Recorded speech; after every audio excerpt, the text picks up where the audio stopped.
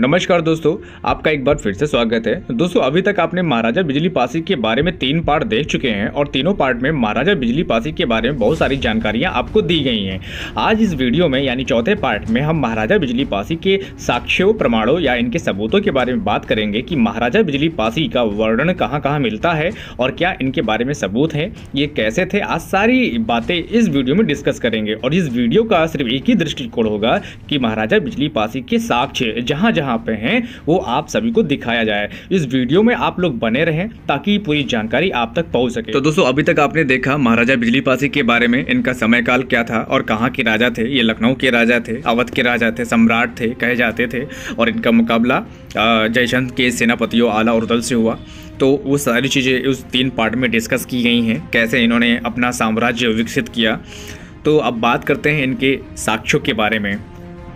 तो आज हम साक्ष्यों की इस क्रम में सबसे पहले आपको बता दूं, जो गजेटियर और जो ब्रिटिशों की एक रिपोर्ट होती है, gazetteer of the province of Awadh volume 1 A2G, जो लखनऊ की 1877 में लिखी गई थी, उस रिपोर्ट के अनुसार मैं आपको बता रहा हूं। और दोस्तों, आपको एक बात और भी बता दूं कि महाराजा बिजली पासी के बारे में ये सारे गजेटियर्स में, जिनका गजेटियर का जो क्रम होता है, उनमें सारे गजेटियर में आपको बिजली पासी के बारे में जानकारी मिल जाएगी। जितने भी गजेटियर क्रम टू क्रम बनाए गए थे या लिखे गए थे, सारी जानकारी आपको महाराजा बिजली पासी के बारे में मिल जाएगी। तो दोस्तों, महाराजा बिजली पासी के बारे में जानने के लिए आप सभी को सबसे पहले इसी गजेटियर के पेज नंबर 308 पर जाना पड़ेगा। तो अब हम आ चुके हैं। अब इसके सेकंड पैरा में हम देखेंगे, बाकायदा इस पैराग्राफ में बिजली पासी के बारे में डिटेल दी गई है। आप देख सकते हैं, पॉज करके वीडियो को पढ़ सकते हैं। इसी पैराग्राफ के नीचे आप देखिएगा, लिखा हुआ है, the town is said to have been founded by and to take its name from Bijli Raja Apasi, who built the great fort of Nathawan, which lie in the plain about a mile to the north of the town and who was probably driven out by the first Muslim invaders। यानी कि कहा जाता है कि इस शहर की स्थापना और इसका नाम एक पासी राजा बिजली के नाम से किया गया था, जिसने नथावन के एक बहुत बड़े किले का निर्माण किया था, जो शहर के उत्तर में 1 मील की दूरी के मैदान में स्थित है और जो शायद बहुत पहले मुसलमान आक्रमणकारियों द्वारा बाहर किए गए थे। और दोस्तों, इसके बाद की लाइन को आप गौर से देखिएगा, इसमें क्या लिखा है, इसकी गुणता को समझिएगा। लिखा है, there are Pasis in the town who assert that they are disconnect from Bijli Raja and look upon themselves as the true honour of the soil. इस कस्बे में पासी हैं जो दावा करते हैं कि वे बिजली राजा के वंशज हैं और खुद को इस मिट्टी के सच्चे मालिक के रूप में देखते हैं। यानी वे ट्रू ऑनर थे उस जमीन के, उस जगह के, जो पासी थे। और दोस्तों, ये रिपोर्ट एक बहुत बड़ी बात कहती है, ये मैं नहीं कहता, यह रिपोर्ट कहती है, ये गजेटियर, ये ब्रिटिश गजेटियर कहती है। और दोस्तों, जितने भी लखनऊ गजेटियर के रिपोर्ट में आपको मिलेगा, तो उसमें महाराजा बिजली पासी के बारे में ही बाकायदा दिया गया है और इनको विस्तार से बताया गया है। अब दोस्तों, आप लोग मुझे एक चीज़ बताओ, ये किताब कब लिखी गई? सन 1877 में लिखी गई। किसने लिखा? ब्रिटिशों ने लिखा। अब जो भी किताब लिखी जाती है या जो भी रिपोर्ट तैयार की गई होगी ब्रिटिशों द्वारा, एक पैनल बना होगा, एक रिसर्च कमेटी बैठी होगी और सारे रिसर्चर जो स्कॉलर थे उस समय के, जो नियुक्त किए गए थे, जगह जगह प्रांतों में जा जाकर सर्वे कर बाकायदा उस समय जो भी सामने था, यानी वास्तविक समय में जो कुछ चल रहा था, उन सभी का कंक्लूजन उन्होंने इस रिपोर्ट में तैयार करके लिखा था। और उसी रिपोर्ट में जहाँ जहाँ इनको पासी मिले और बाकायदा उस चीज़ को लिखा इन लोगों ने। और एक बात ये भी जान लीजिए दोस्तों, उत्तर भारत में अवध में जो बहुत बड़े भाग पे पासी साम्राज्य था, इन पर निरंतर हुए राजपूतों और मुसलमानों के आक्रमण से ये धाराशाही हुए। यानी कि पासी साम्राज्य का पतन राजपूतों और मुसलमानों के आक्रमण से हुआ है और इस बात की पुष्टि यही सब गजेटियर में मिल जाती है। और दोस्तों, बात करते हैं सबसे बड़े पॉइंट की, और वो क्या है? वो है कि महाराजा बिजली पासी और आला उदल से युद्ध। क्योंकि इस बात को हर कोई जानना चाहता है, क्या वास्तव में आला उदल से महाराजा बिजली पासी का युद्ध हुआ था? अगर हुआ था तो क्यों हुआ था, उसके क्या कारण थे और उसका परिणाम क्या हुआ? तो जो है, इसके 2 तरह से प्रमाण मिलते हैं। एक तो मौखिक रूप से मिलता है और दूसरा लिखित रूप से। तो मौखिक रूप से जो निरंतर लोकगीतों के माध्यम से एक पीढ़ी दर पीढ़ी चला आ रहा है, और दूसरा लिखित दस्तावेजों के अनुसार, यानी कि उस घटनाक्रम का लिखित रूप से सूचीबद्ध हो। तो दोस्तों, महाराजा बिजली पासी और आला उदल के बीच में हुए युद्ध का वर्णन इसी के सेकंड गजेटियर यानी कि वॉल्यूम 2 में S2M में दिया गया है, जिसके 354 पेज नंबर पे आप देख सकते हैं और पढ़ भी सकते हैं। वीडियो पॉज करके आप देख सकते हैं। बाकी जो कंक्लूजन में बता देता हूँ, इसमें दिया गया है कि जो राजा जयचंद थे, उन्होंने आला और उदल को, जो बनाफर राजपूत थे, उन्होंने बिजली पासी के ऊपर हमला करने के लिए भेजा था। और आलाउद्दीन का जो प्रथम आक्रमण था वो नठावनगढ़ के आगे बिजनौर जो महाराजा बिजली पासी के द्वारा बसाया गया था उस पर हुआ। उसके बाद में सरसवा, फिर अमेठी, उसके बाद कहीं जाकर देवा पर हमला किया, लेकिन कुछ खास नहीं मिला इनको। तो दोस्तों ये तो हो गई सबूतों की बात। अब आप समझते हैं कि आखिर ऐसा क्या हो गया कि महाराजा बिजली पासी का युद्ध और आलाउद्दीन से युद्ध हो गया। तो दोस्तों एक बात अपने दिमाग में बैठा लीजिए कि आलाउद्दीन कोई भगवान के अवतार नहीं थे जैसा कि उनके बारे में बताया जाता है। और दूसरी बात ये है 12वीं सदी के आसपास अवध में पासी बड़े शक्तिशाली थे और इस क्षेत्र पर ज़्यादातर पासी राजाओं का अधिकार था। और अवध के इन क्षेत्रों पर खासतौर से कन्नौज के राजा जयचंद की निगाहें बड़ी टेढ़ी थी।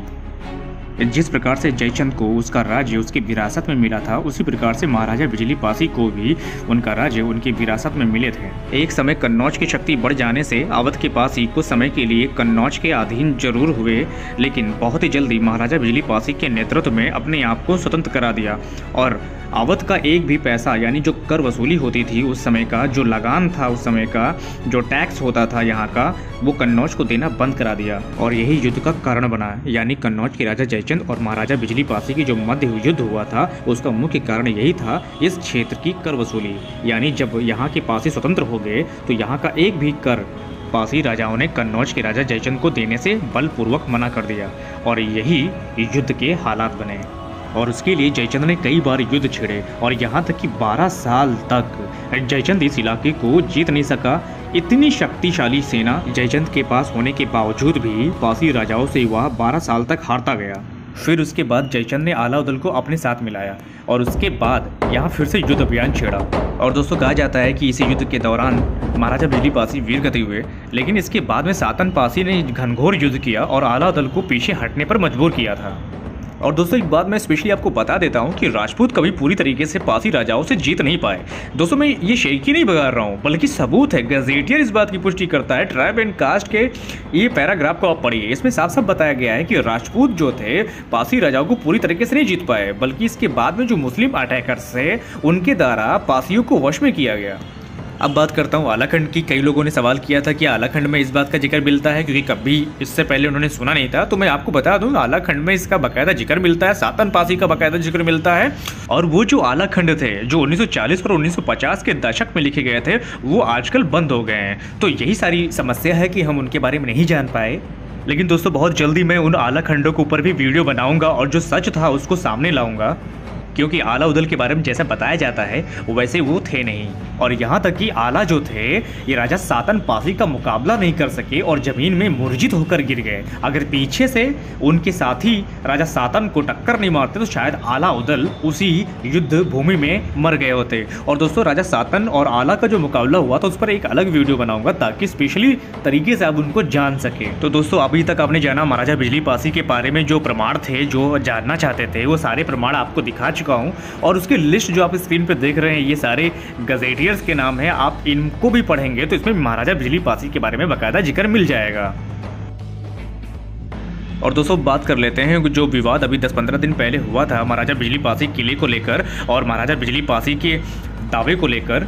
जो अन्य समाज उलूल जुलूल बातें कर रहा था तो सबसे पहले उनको पूरी जानकारी रख लेनी चाहिए, उनको पूरी सबूत देख लेने चाहिए और वहाँ पर पासियों द्वारा जो कार्य किए जा रहे हैं उनको देख लेना चाहिए। इसके बाद में कुछ अपनी बुद्धि लगाएं। और आते भी हैं तो बेइज्जती करा के चले जाते हैं तो कोई मतलब नहीं निकलता, क्योंकि उनका ये दावा था कि महाराजा बिजली पासी किले पर जो 1973 में मूर्ति लगाई गई थी वो उनके समाज की थी। उनको यही नहीं पता कि 1973 में जो मूर्ति लगाई गई थी वो दाऊद जी गुप्त और पासी समाज के द्वारा लगाई गई थी। और वो सत्यता को झुठलाते हुए भ्रम फैलाते हैं। उनको इस बात का ख्याल रखना चाहिए, पहले उस जगह का इतिहास देखना चाहिए। और दूसरी बात ये आपको बता दूं, हम कैसे मान ले कि 1973 में जो पासी समाज के द्वारा मूर्ति लगाई गई थी उनके समाज की थी। अब वो लोग झूठ फैलाते हैं, भ्रम फैलाते हैं और सबूत मांगते हैं। तो सबूत तो मैंने आपको दिखाई दिया है। और दूसरी बात ये, एक सबसे बड़ी बात, सब कुछ छोड़िए, देश की आज़ादी के बाद यानी कि 1953 के करीबन में जो सरकारी पाठ्यक्रम था उसमें जो भूगोल की किताब थी उसमें बिजली पासी के बारे में पढ़ाया जाता था। अब आप ही बताइए तो क्या ये भी झूठ होगा? तो इसलिए जो भ्रम फैला रहे हैं, जो दूषित मानसिकता के चलते राजनीति की रोटी सेक रहे हैं, उनको अपना इलाज कराना चाहिए, अपनी अकल ठिकाने में रखना चाहिए, नहीं तो पासी समाज जो है उनकी अकल ठिकाने पर लगा देगा। और जो कुछ दूषित मानसिकता के लोग हैं उनको गजेटियर से सबक लेना चाहिए, क्योंकि गजेटियर में साफ साफ लिखा गया है, जो 1877 में लिखा गया था उसमें बाकायदा लिखा गया था कि जो पासी हैं बिजली पासी के वंशज हैं और अपने आप को इस जमीन का असली मालिक के रूप में देखते हैं, यानी कि true honour of the soil. ये वही पासी हैं जिन्होंने अंग्रेजों की आंखों में आंख डालकर भी कहा था कि हम बिजली पासी के वंशज हैं और हम इस मिट्टी के असली मालिक हैं। और वो वही अड़ियल खानदानों के वारिस है जिन्होंने 1973 में महाराजा बिजली पासी की मूर्ति लगवाई थी। और जो ये बात नहीं समझना चाहते हैं तो खास तौर से याद रखें कि पासी समाज समझाना भी अच्छी तरीके से जानता है। तो दोस्तों आज के वीडियो में बस इतना ही। दोस्तों वीडियो को देखने के बाद इस वीडियो को लाइक करिएगा और शेयर करिएगा और हमारे इस चैनल को सब्सक्राइब करिएगा। और दोस्तों सबसे बड़ी बात है कि इस वीडियो को ज़्यादा से ज़्यादा शेयर करिएगा ताकि ये सारी जानकारी उन लोगों के पास भी पहुंच सके जो अंधे बन के घूम रहे हैं।